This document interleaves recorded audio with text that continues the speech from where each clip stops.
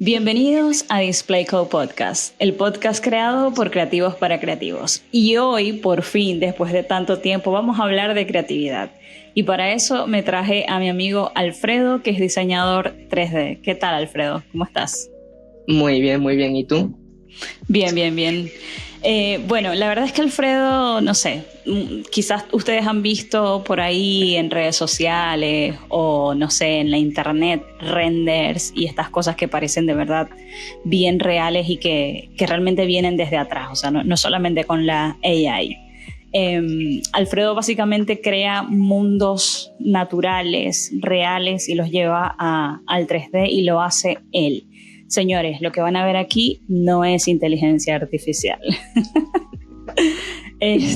Nada, para comenzar con esta conversación, pues me gustaría que hablaras un poquito de ti, si puedes, como decirme un poquito, eres diseñador 3D, pero un poquito, ¿qué es lo que más te apasiona del 3D? Sí, a ver, para dar un poco de contexto, yo soy diseñador gráfico de profesión. Eso fue lo que yo estudié. Y realmente empiezo en el mundo del 3D, yo diría que un poco por casualidad. Resulta que cuando estaba estudiando la carrera y ya tenía que hacer las pasantías, aquí diría las becas, da la casualidad que yo las becas las realizo en un canal de televisión, en Televen, en Venezuela. Oh, Y wow. claro, hasta el momento era como nuevo todo esto para mí, porque yo estudio diseño gráfico, pero muy orientado a la parte de impresos, con esto de branding, de publicidad, en fin, desarrollo Como más tradicional, ¿no? Se puede decir. exacto, exacto, Ya. packaging y todo esto. Y claro, entró al mundo de la televisión, donde es como que un mundo completamente distinto. Y era nuevo para mí porque en cuanto a, digamos, a materias que yo vi dentro de la carrera, yo nunca llegué a ver como temas de audiovisual o 3D como tal. Y Wow. empiezo en Televen, me topo con esto y me di cuenta de que me gusta incluso más que el diseño tradicional. El hecho Mm. para mí de ver cómo las cosas que tú hacías tomaban vida, de que tenían animación, era como más dinámico. A mí eso me llamó mucho la atención y bueno, me fui como metiendo en eso hasta que dije, realmente yo me quiero dedicar es a esto. Qué cool. O sea que se podría decir que fue como que entrando o trabajando en Televen fue que descubriste 100% que eso era a lo que te querías Sí, como dedicar. Qué cool. sí, O sí, sea que ya fue como tenía. algo que llegó, perdón, dime. No, a ver, ya conocí un poco del campo, pero claro, como no había trasteado hasta el momento, yo en mi vida había tocado After Effects, no había hecho animaciones, no era algo que me lo pedían en la carrera, tampoco era como que me gustaba, se veía bonito, pero no estaba como que tan interesado. En el momento de yo tener ese face to face, de enfrentarme, de ver cómo se hacían las animaciones, de cómo era el proceso de desarrollo, tanto en pre como en postproducción, ahí me di cuenta como esto es realmente lo que me apasiona y esto es realmente lo que yo quiero hacer. Qué locura. A mí la verdad es que el 3D me parece una de las cosas como más locas de, digamos, del diseño en general o del audiovisual también se podría decir, porque está como en un in-between ahí de diseño, pero también puedes hacer, no sé, animaciones para películas, por ejemplo. O sea, es como todo un mundo aparte y que, no sé, yo de niña, por ejemplo, siempre, o cuando empecé a ver comiquitas y tal, que me dijeron que todo esto era como dibujado cuadro a cuadro y tal, que es como, supongo que de ahí empezó como todo este tema de la animación como tal.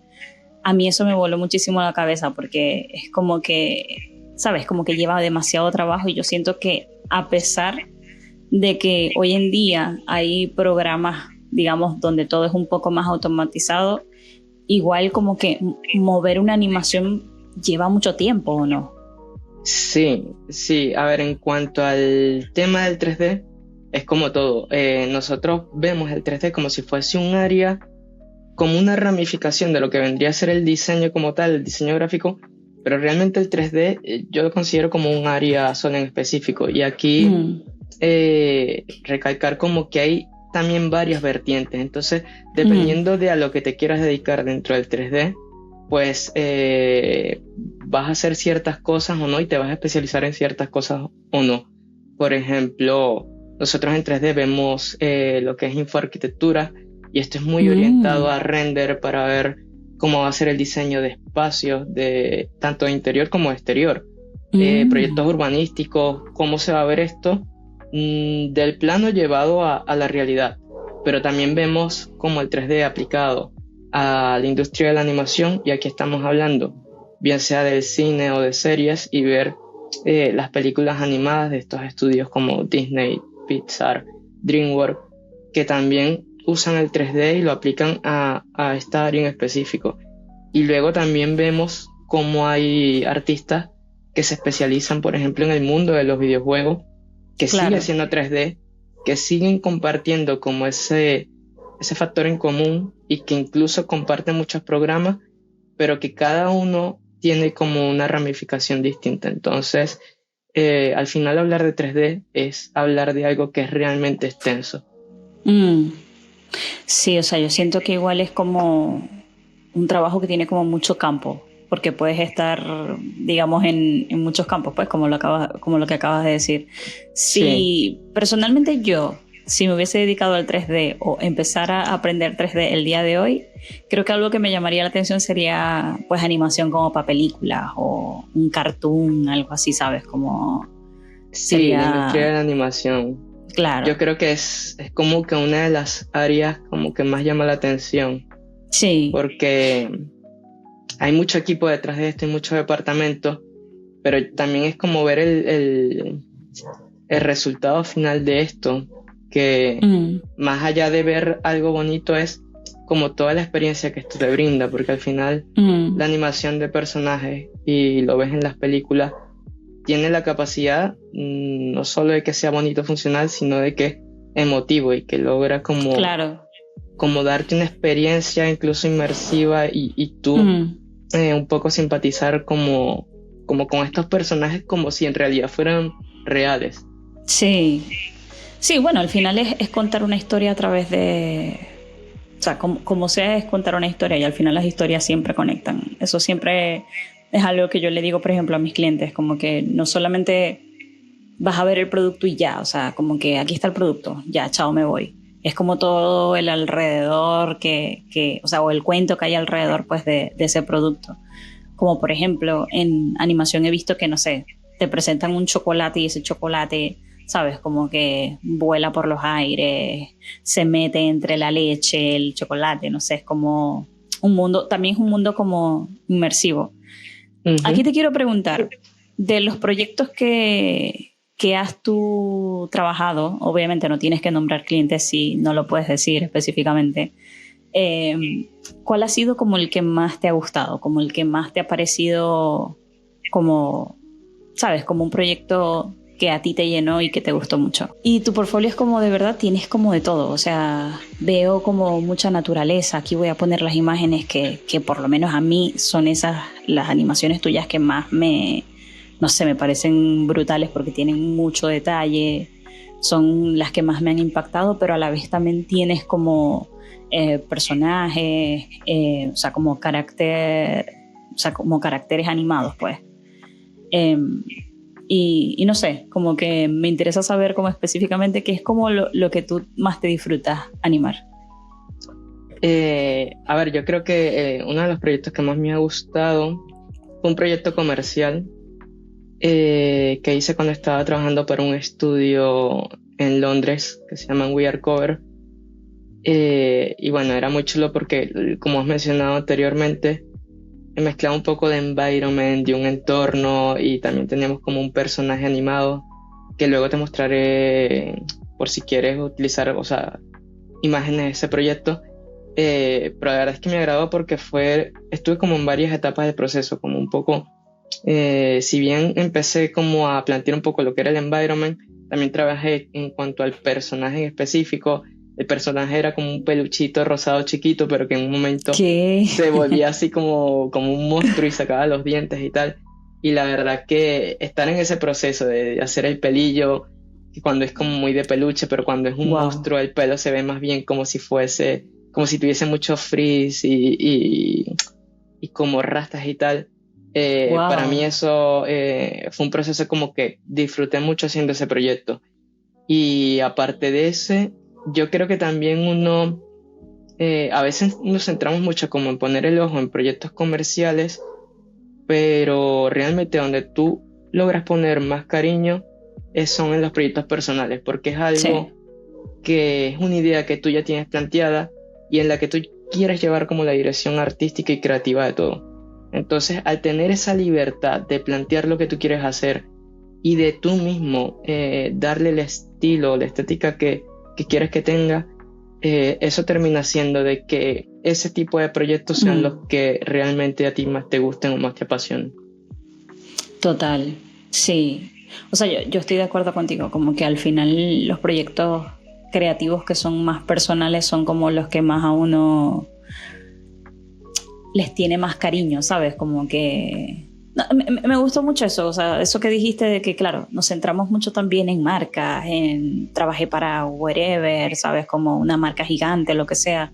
Pero a la hora de la verdad, uno como creativo siempre le llena mucho más lo que uno hace porque te nace, ¿sabes? Porque viene de la inspiración, porque viene de la creatividad, de un pensamiento, de un carro que pasó y tú dijiste a la vaina, se me ocurrió esta idea y lo llevas a cabo.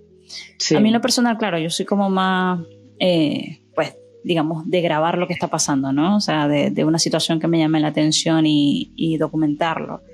Eh, pero a veces documentando también ocurren unas ideas, ¿sabes? sí, Como... un poco como en la fotografía, ¿no? Que vas Ujú, como con la intención de tengo un viaje o un evento, pero a veces las fotografías como más asombrosas, más chulas, terminan siendo esas espontáneas en las que captaste un momento, una ujú. persona en un momento específico y es como la foto, wow. Sí, Y sí, realmente en esos casos yo creo que sí, también es como, yo creo que es como lo más interesante en este caso de cuando haces fotografía o vídeo, encontrarte como vas ya con una idea de quiero hacer esto, me gustaría que quedara guay, pero a veces en ese proceso de improvisación o de captar los momentos que son momentáneos, terminan como haciendo que todo el trabajo gane muchísimo más y que sí, termine siendo mejor de lo que tenías en mente. total, sí. Bueno, hablando de ese proceso, esto se podría llamar que es como un proceso creativo al final, ¿no? Y bueno, lo hemos hablado también en otros episodios del podcast y es una pregunta que siempre me gusta hacer, eh, porque, bueno, todas las personas somos completamente diferentes a pesar de que creamos que no es así.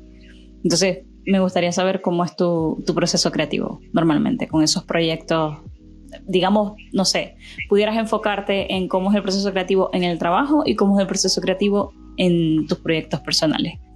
Sí, y es interesante lo que comentas, porque, por ejemplo, en el ámbito, en lo que es profesional de trabajo, hay una limitante y es que siempre tienes marcado un deadline y hay unos tiempos Claro, de por medio. Y esto a veces puede ir en tu contra porque no tienes el tiempo necesario como para sí. realmente dedicarle a el planteamiento de la idea.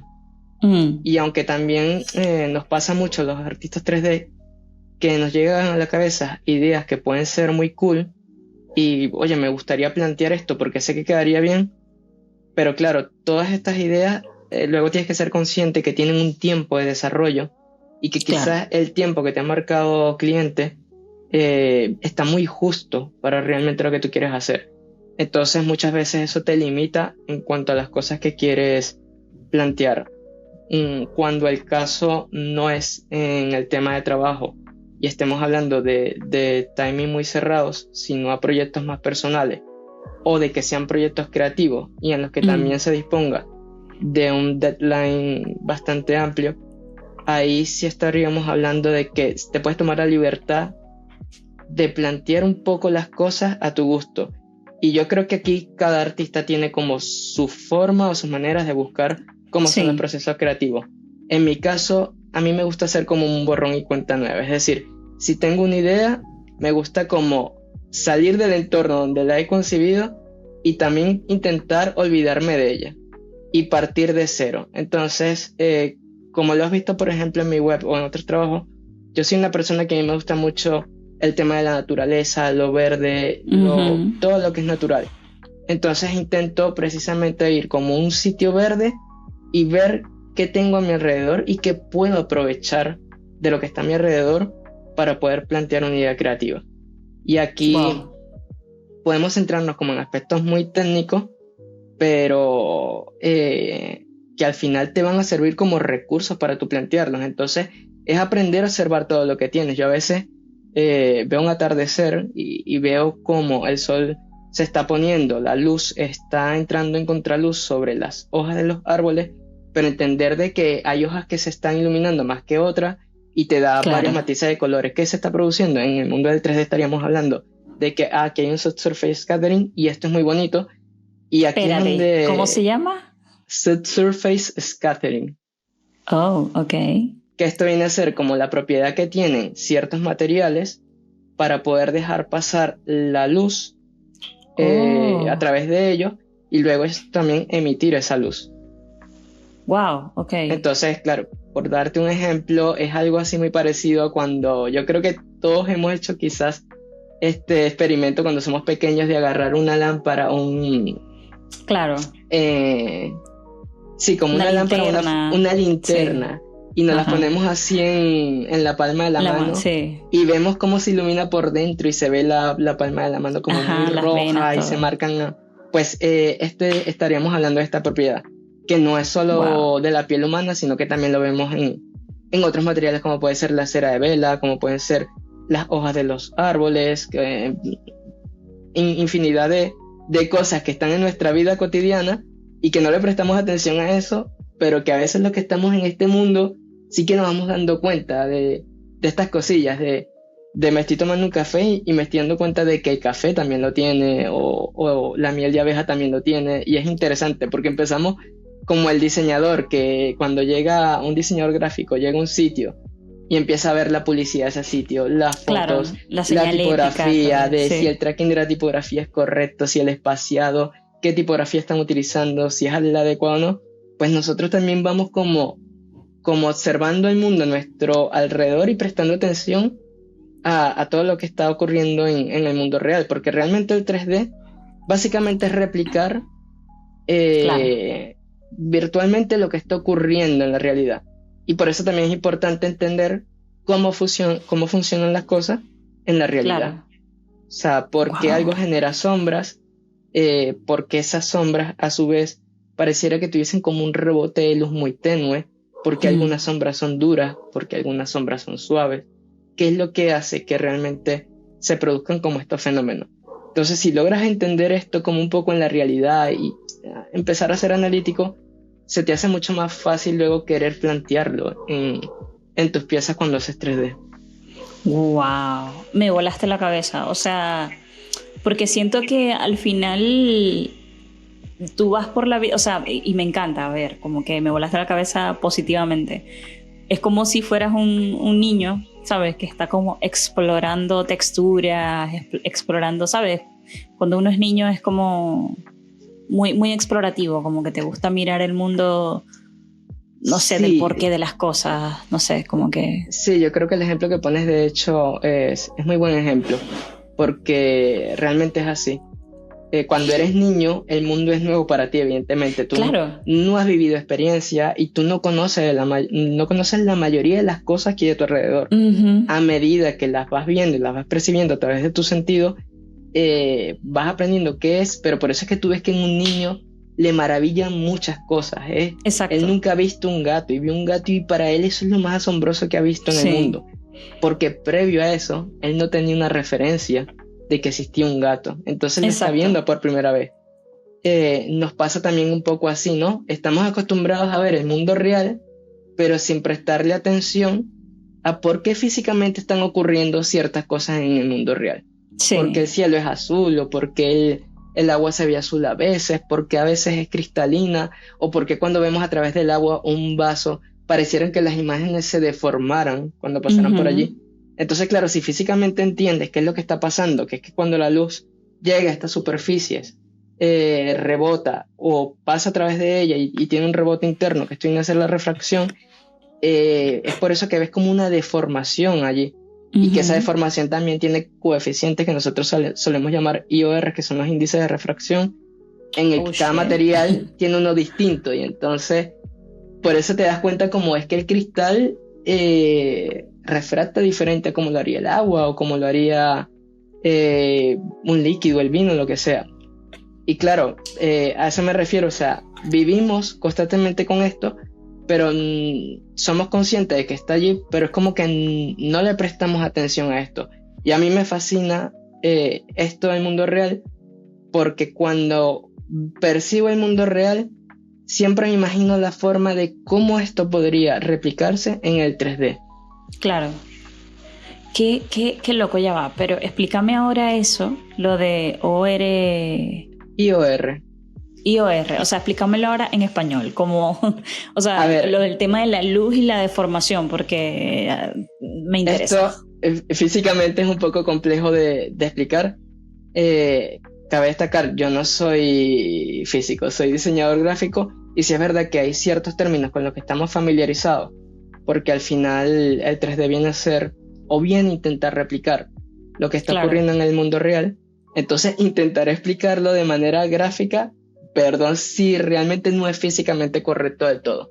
El IOR, que viene a ser el índice de refracción de los materiales, es básicamente, entendamos que nosotros vemos el mundo real, es porque la luz, en este caso los fotones, la partícula más pequeña que puede existir, rebota sobre una superficie y esta viene dirigida como a nuestros ojos. Entonces, claro, una vez que rebota sobre las diferentes superficies, va formando o le va dando forma a todo lo que vemos. Y de hecho, a partir de ahí empezamos a ver el color de los materiales, incluso un poco la superficie de los materiales, si es rugosa, si es lisa del todo, si es reflectiva o si es transparente. En este caso de los índices de refracción, y hablamos de los materiales que son transparentes, como pueden ser el agua, el cristal, etc.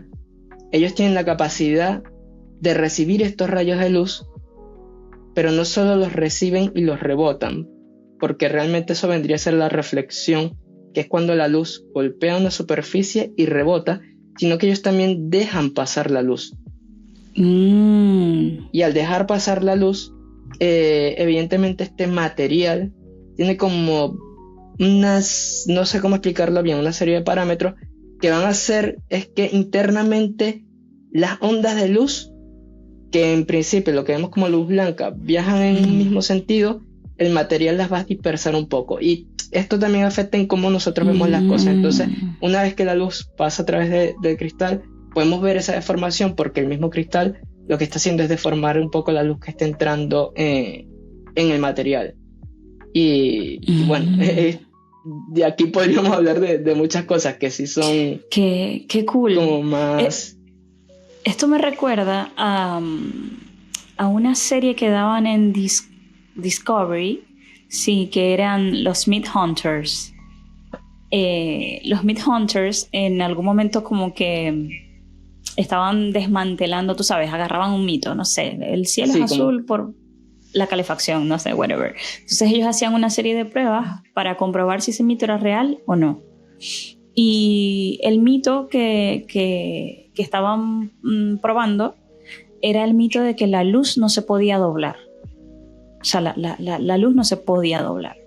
Entonces hicieron como varios experimentos. Uno era que, bueno, intentaron varias cosas para intentar doblar la luz y no lo lograban. Y llegaron a los espejos, ¿no? O sea, pusieron un espejo frente a otro, no sé qué, y así fue como doblaron la luz. Pero al final como que no les hacía mucho sentido, porque eso no era doblar la luz, ¿sabes? Como no termina siendo un efecto óptico, pero es interesante lo que dices de doblar la luz, por ejemplo, porque fíjate cómo va todo conectado un poco. La luz, vamos a decir que en escala astronómica, realmente sí se dobla. Cuando la luz pasa cerca de un agujero negro, la luz se curva. Y físicamente esto es imposible, porque lo que nos ha enseñado es que la luz siempre viaja en línea recta. Y lo que pasa allí no es que la luz se está curvando como tal, sino que los agujeros negros son objetos tan masivos que tienen la capacidad de formar el espacio y el tiempo en consecuencia. Entonces realmente, más que deformar la luz, lo que está es deformando el espacio en el que se está moviendo la luz. Bueno, de hecho, ellos llegaron a la conclusión con esto, porque al final, a ver, ahí fue como que no doblaron la luz realmente, sino que simplemente la reflectaron y la redireccionaron. Y luego hicieron como un chorro de agua y pusieron la luz.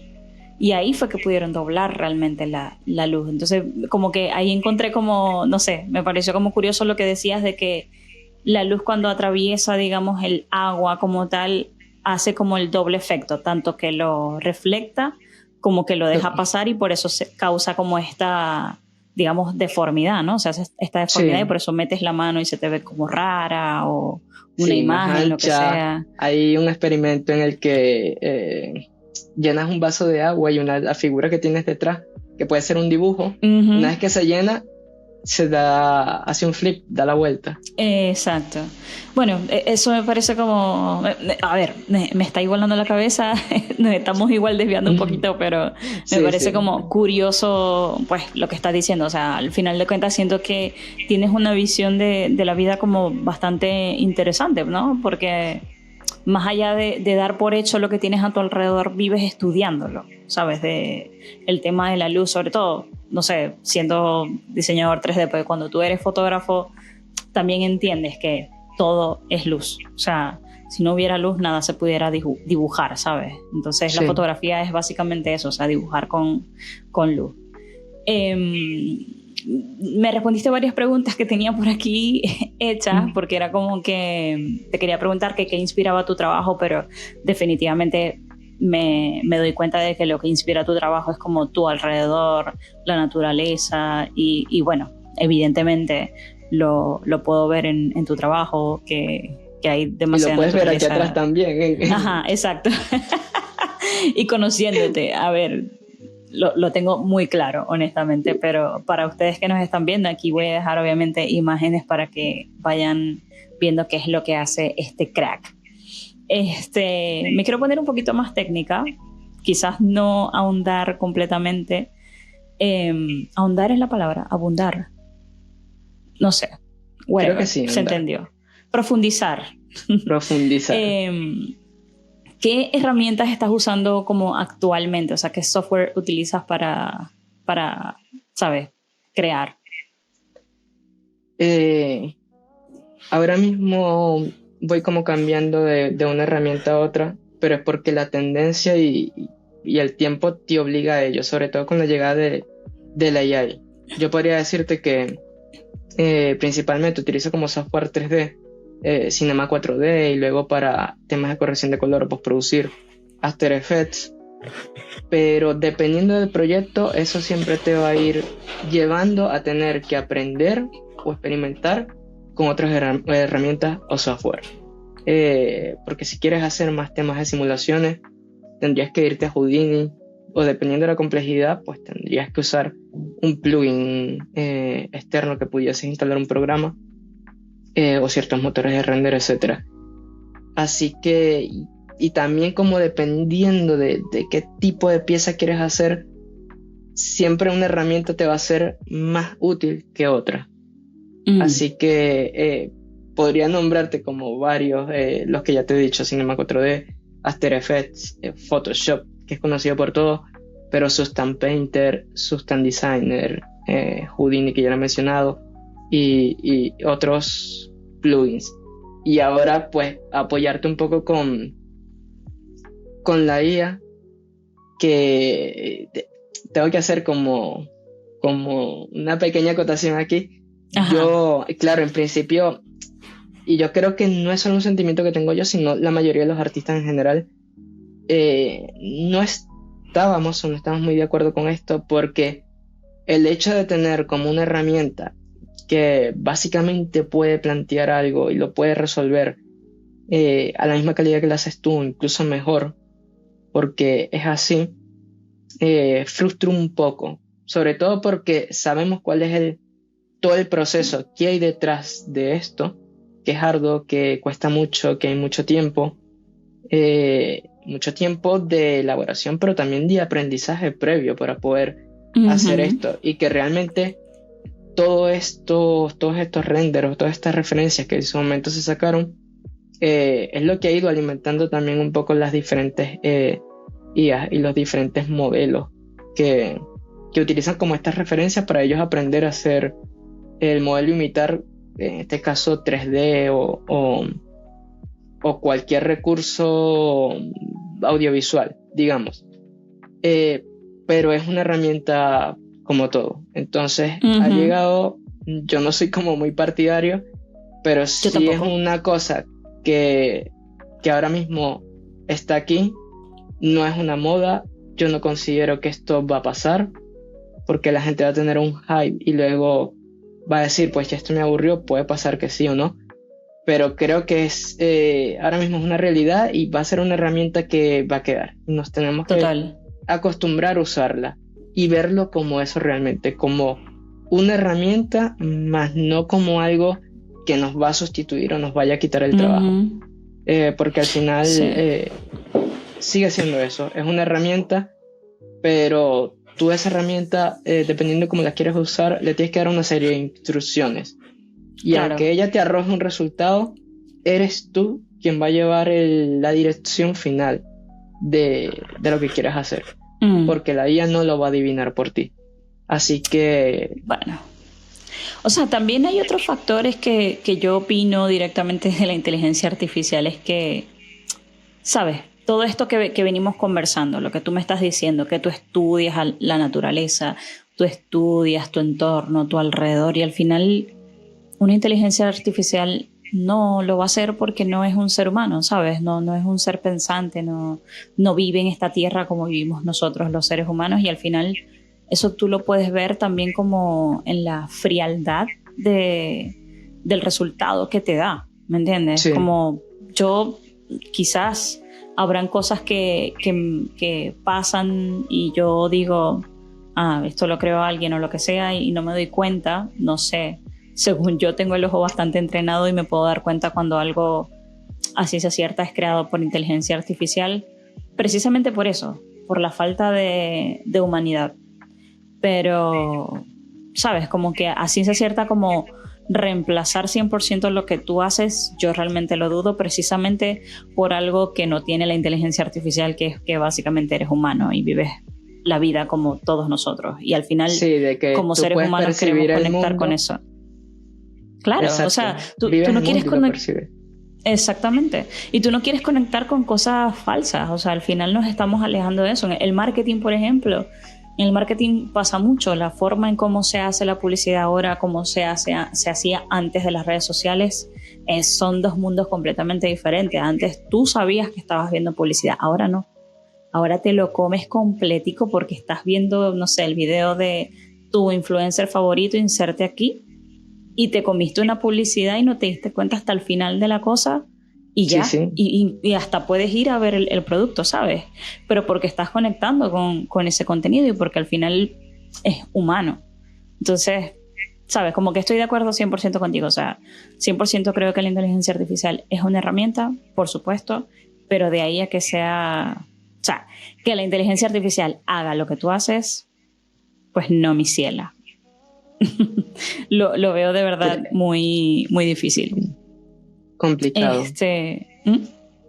Es complicado. Pues sí. Bueno, o por ahora es bastante complicado.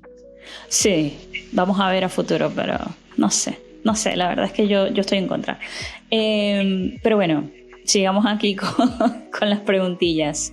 Yo obviamente te iba a preguntar sobre la inteligencia artificial, of course. Entonces, ahora que llegamos a este tema, te pregunto, ¿cómo tú ves entonces el futuro en tema de 3D? O sea, y el uso de la inteligencia artificial.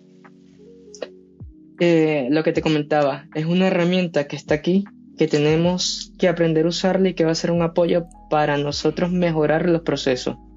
Visualmente, agilizar tiempos y demás. Pero también yo creo que es importante analizar cómo esto va a repercutir a largo plazo. Yo hace poco hablaba con un compañero que también se dedica al 3D igual que yo, y hablábamos de esto, ¿no? De lo rápido y lo fácil que es crear una pieza con inteligencia artificial que muchas veces se ve incluso mejor que la calidad que tú pudieras darle. Y que ves ahora mismo chicos desde muy jóvenes que se han metido en esto y ya están haciendo cosas espectaculares. Entonces yo le comentaba a él como, claro, las nuevas generaciones vienen con este plus y, claro, sacando provecho de la inteligencia artificial, prácticamente pueden llegar a desarrollar una pieza mejor y obviamente más rápido de lo que lo haríamos nosotros. Y me da un poco de miedo. Y claro, él me decía como, sí, pero toma algo en cuenta. Y es que la inteligencia artificial te da la posibilidad de crear algo fácil, rápido, pero sin entender los procesos que hay detrás. Claro. Y él decía, ¿qué pasa? Que digamos, estas nuevas generaciones pueden crear un buen resultado, pero no tienen las bases de lo que es como hacer el 3D desde cero, de entender Claro. realmente cómo son las cosas. Y ahí pasa algo, y es que la inteligencia artificial te pone como un muro, en el sentido de tú intentas como ir puliendo, ir mejorando, pero llega un momento en el que ya la inteligencia artificial, por más específico que seas o por más parámetros que les des, empieza a hacer un poco lo que le da la gana. Claro. Y entonces ahí es el momento en donde yo sé que ya la inteligencia artificial llega hasta aquí, pero ahora es mi conocimiento o los skills que yo tengo para poder retomar de aquí esta pieza y completarla yo, o porque yo sí tengo o bien las herramientas, los skills, el conocimiento para poder desarrollar esto. Me tomaría más tiempo, pero lo tengo. Y ya teniendo de base el apoyo de la IA, pues puedo agilizar el proceso. Pero ese conocimiento base para mí sí es necesario. Y creo que Claro. a futuro esto puede repercutir como un problema cuando nos empecemos a encontrar como estos cuellos de botella y muchas profesionales no sepan cómo resolver esto, Claro. sencillamente porque carecen de las bases necesarias. Claro.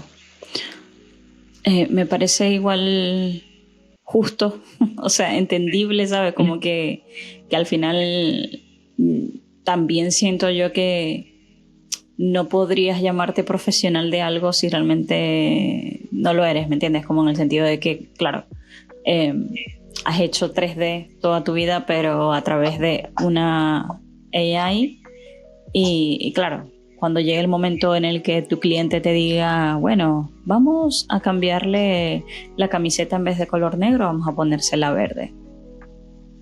Y se lo pides a la inteligencia artificial y te ponga 3 dedos. Uh-huh. ¿Cómo lo vas a resolver? O sea, para pensar, pues como que, bueno, no sé, quizás también en un futuro la inteligencia artificial mejore de alguna forma, no, tampoco lo sabemos, ¿no? En ese sentido. Mejorará, pero yo pienso que a medida que vaya mejorando, lo comentabas tú antes, nuestro ojo también se va a ir acostumbrando un poco a esto. Y yo creo que cada vez somos más conscientes de ello. Hoy en día basta con tú meterte en Instagram o en TikTok y creo que puedes reconocer más del 50% de las cosas que están hechas con IA sin que te ponga realmente una leyenda que diga que eso está hecho con IA. Pero es porque ya tienes el ojo entrenado para reconocer eso. Y porque hay ciertas cosas hechas con IA que son tan incoherentes que obviamente ya te lo... Hay unas cosas, o sea... Hay cosas que, vamos...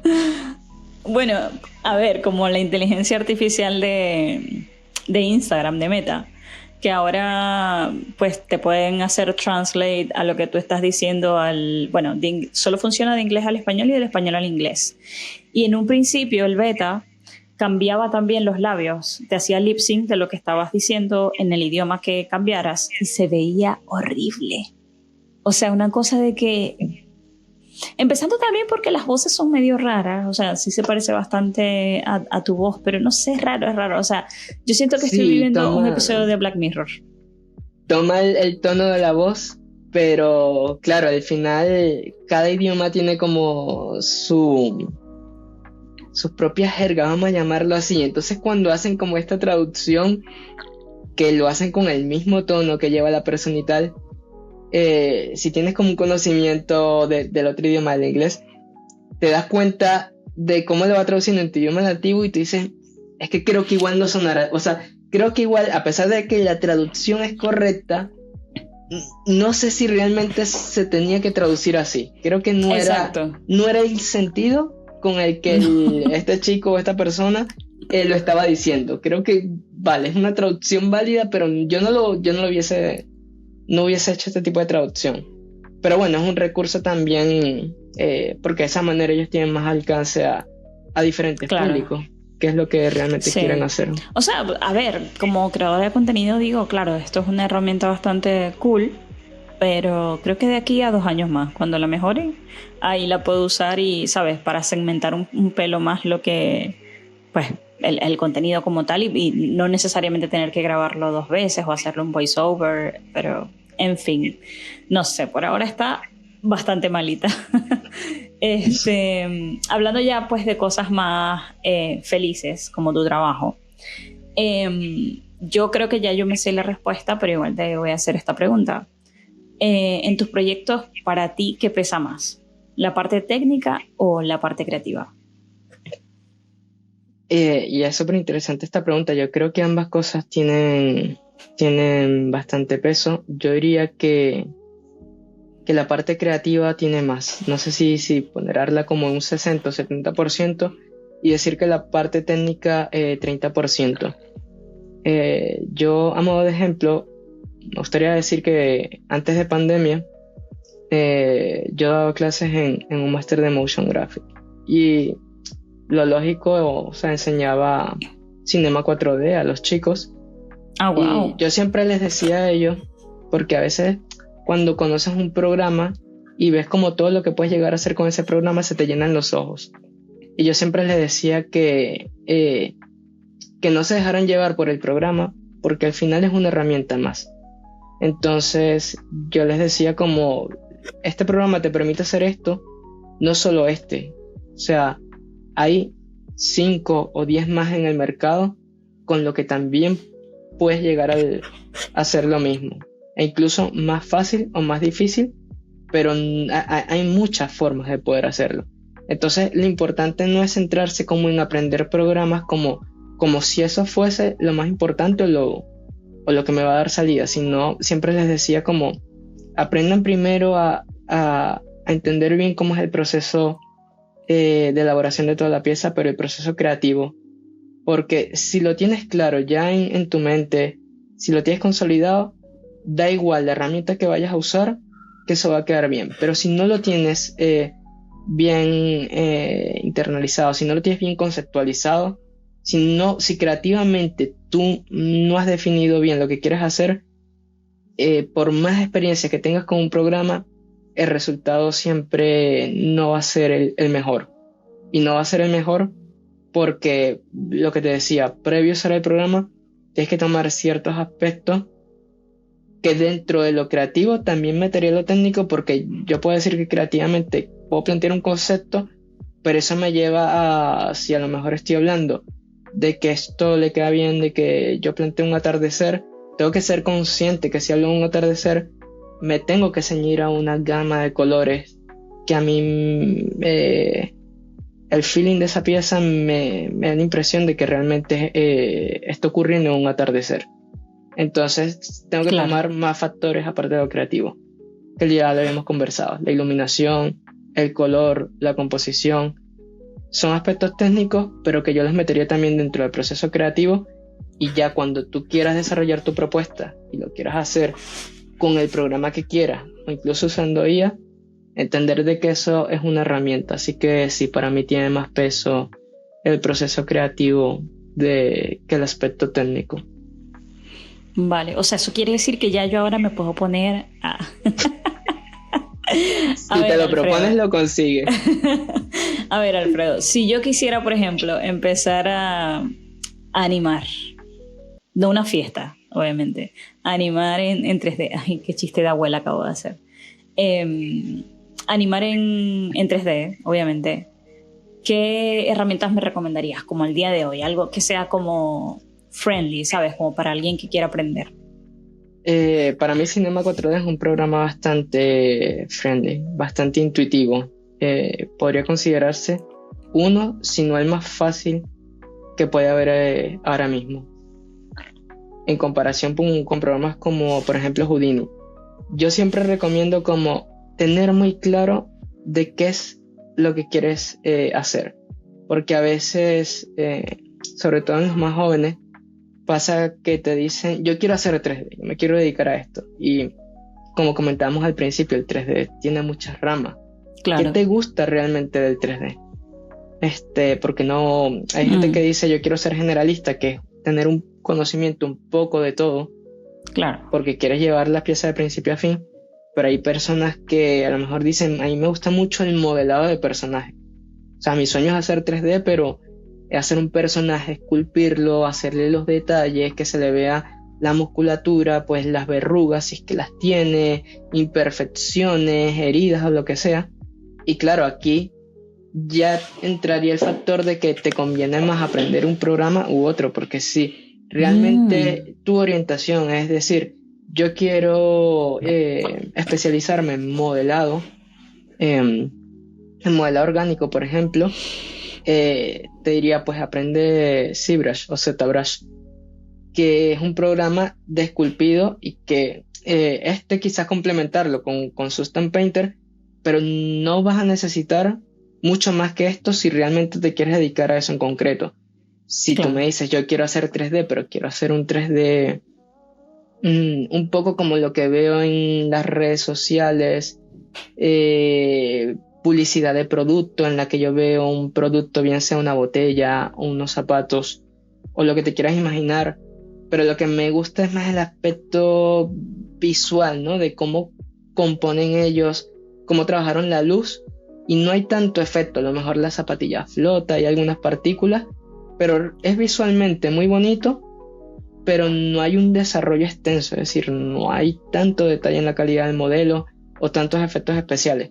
Ahí podría decirte, por ejemplo, Aprende Cinema 4D, que al ser un programa bastante amigable y bastante intuitivo y con una serie de herramientas que te van a permitir hacer piezas como esta, pues esto es realmente lo que tienes que aprender y enfocarte en eso, porque también se comete mucho el error de que la gente te dice, quiero aprender 3D. Y claro, hay tantas herramientas en el mercado para Claro. 3D que dicen, bueno, como sé que todas son útiles y quizás no todas son necesarias, pero me servirán en algunas u otras cosas, pues quiero aprender como un poquito de todo. Y yo siempre he pensado como que saber mucho de todo es no saber nada de algo en específico. Claro. Entonces, es mejor que si te gusta algo, investigar realmente sobre esa área en específico, cuáles son los programas que se utilizan, las herramientas, y aprende eso en específico, porque aprender las otras herramientas cuando son campos que a ti no te llaman la atención, realmente no voy a decir que es un conocimiento perdido, pero no lo vas a poner del todo en práctica en el día a día en tu Claro. trabajo. O sea, al final es como todo. O sea, yo creo que en el audiovisual también pasa que bueno, que te tienes que especializar de alguna forma. O sea, como ir a lo tuyo y también tener claro como eso, cuál es esa especialidad y en qué te quieres como pulir realmente. Si quieres hacer, no sé, audiovisual más cinemático, más cinematográfico, no sé, más centrado en animación de alguna forma, porque en After Effects, ¿sabes? Algo por ahí puedes jugar y es algo que te puede ayudar mucho a nivel de edición, ¿no? Pero eso, o sea, yo creo que ok, me lo voy a anotar para cuando quiera ahora empezar a hacer 3D.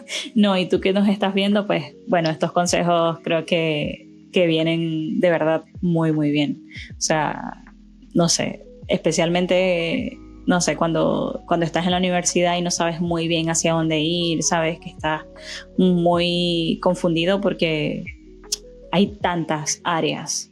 A mí en lo personal me pasa que comentaste algo de que a veces no es tan bueno saber de todo. O sea, estoy un poquito en desacuerdo, o sea, en el sentido de que, claro, cuando tú te gradúas y empiezas a trabajar, quizás no tienes muy claro tu norte, qué es lo que te gusta. Entonces tienes que experimentar diferentes áreas para poder llegar específicamente a lo que a ti te apetece, a lo que a ti te gusta, ¿sabes? Entonces, Sí, claro. pero claro, lo digo, es que de hecho lo ves también muchas veces en las ofertas de empleo que te postulan en LinkedIn o en diferentes portales. Y a veces la misma descripción del cargo que te dicen, por ejemplo, buscamos un diseñador gráfico.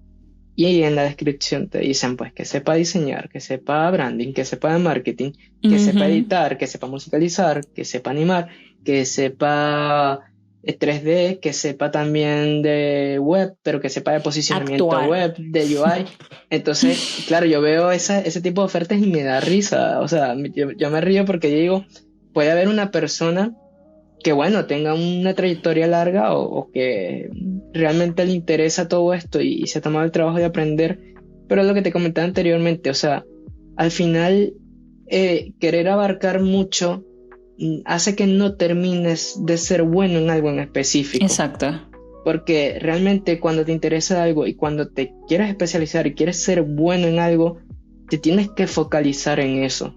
Si tú centras tu atención en aprender muchas áreas, muchas herramientas o abarcar muchos campos, no terminas de ser bueno en algo. Entonces, como dices tú, si estás empezando, sí te conviene saber un poco o ir aprendiendo un poco de todo.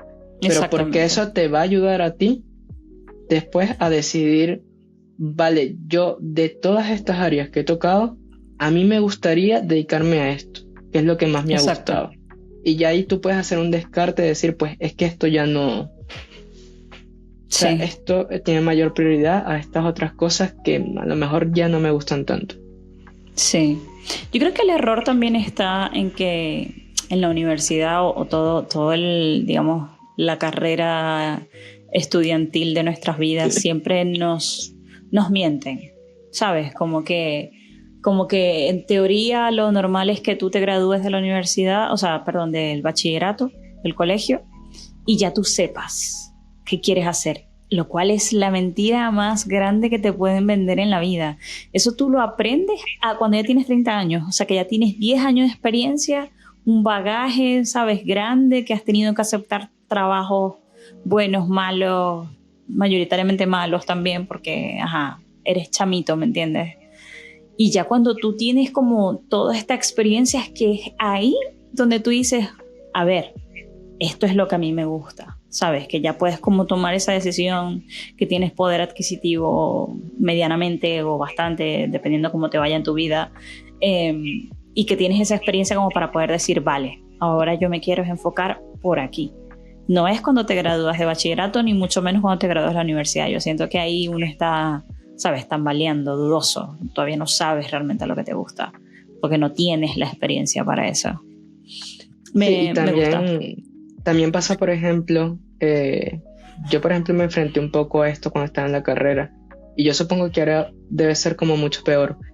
Y profesiones como esta, digo a personas que están como muy relacionadas, bien sea con la parte de diseño, de marketing, de programación, pero hablamos de que son carreras como que van muy vinculados al tema de la tecnología, por las mismas herramientas que están saliendo ahora mismo, y no me refiero solo a la IA, te obligan, o son herramientas que están evolucionando, son carreras que están evolucionando muy rápido. Sí. Y a veces las universidades o los centros de estudio no van como a ese mismo ritmo de actualizar el pensum de estudio a la velocidad a la que está evolucionando estas tendencias en el mercado. Y yo creo que eso sí es importante también, porque yo cuando estudié la carrera, por ejemplo, a nosotros como regla general estaba impuesto que teníamos que aprender Freehand, que era un programa de diseño viejísimo. Freehand lo compra Adobe en su momento y pasa a ser reemplazado por Illustrator, y ya en ese entonces se usaba Illustrator y demás, y aún así el pensum seguía haciendo aprender Freehand cuando era un programa que ya estaba incluso descontinuado.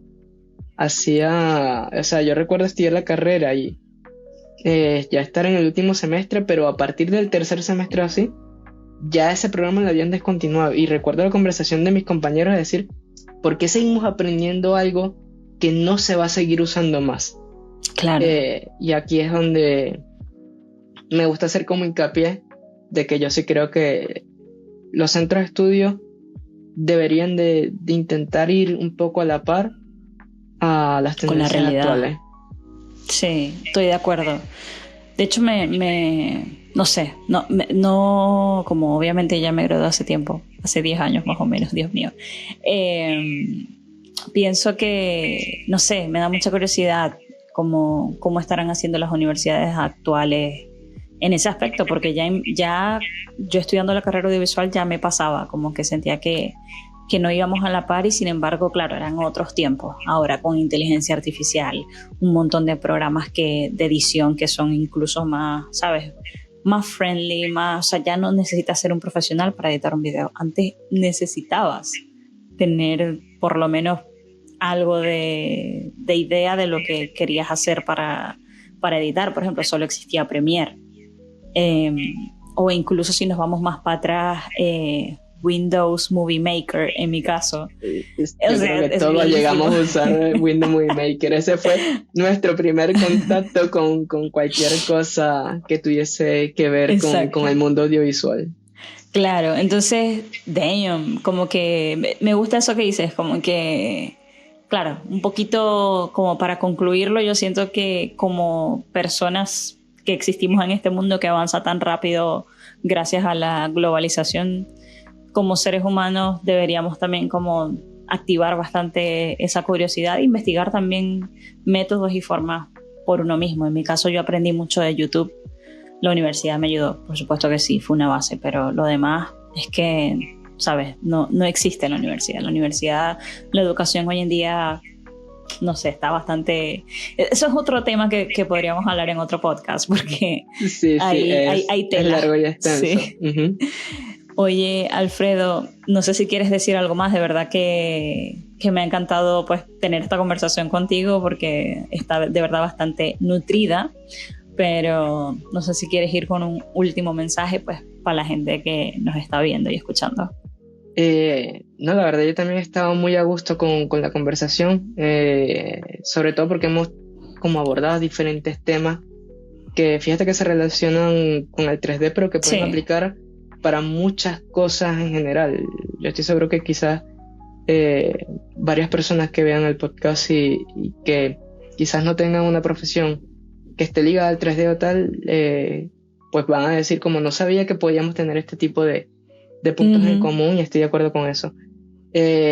Vale, pues básicamente yo creo me quedaría con el último punto que hemos tocado, que es si te gusta algo, intenta poner el foco en eso específico, indaga lo más que puedas en cuáles son las herramientas o cuál es el conocimiento que tú necesitas realmente para eso, como yo creo que es más importante tener claro de qué es lo que quieres hacer antes de intentar abarcar muchas cosas y estar como en ese limbo de no sé, pero quiero hacer todo.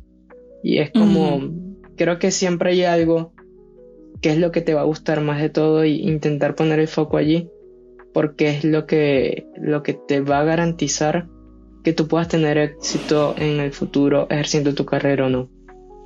Yes, me gusta.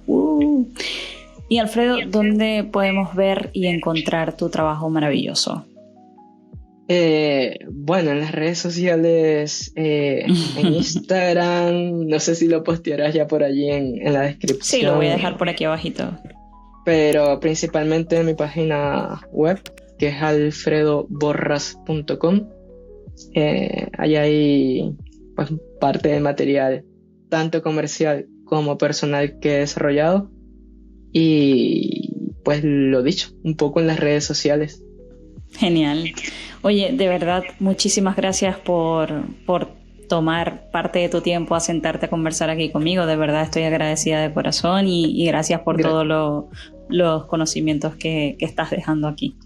No, gracias a ti por invitarme. Y bueno, tú que nos estás viendo, recuerda suscribirte, dar like allí abajito e ir a la página de displaycobrand.com, ver los productos que tenemos ahí disponibles, porque es la forma como puedes apoyar este podcast, canal, whatever. Y nada, me despido. Gracias, Alfredo. Chaito. Gracias a ti, chao.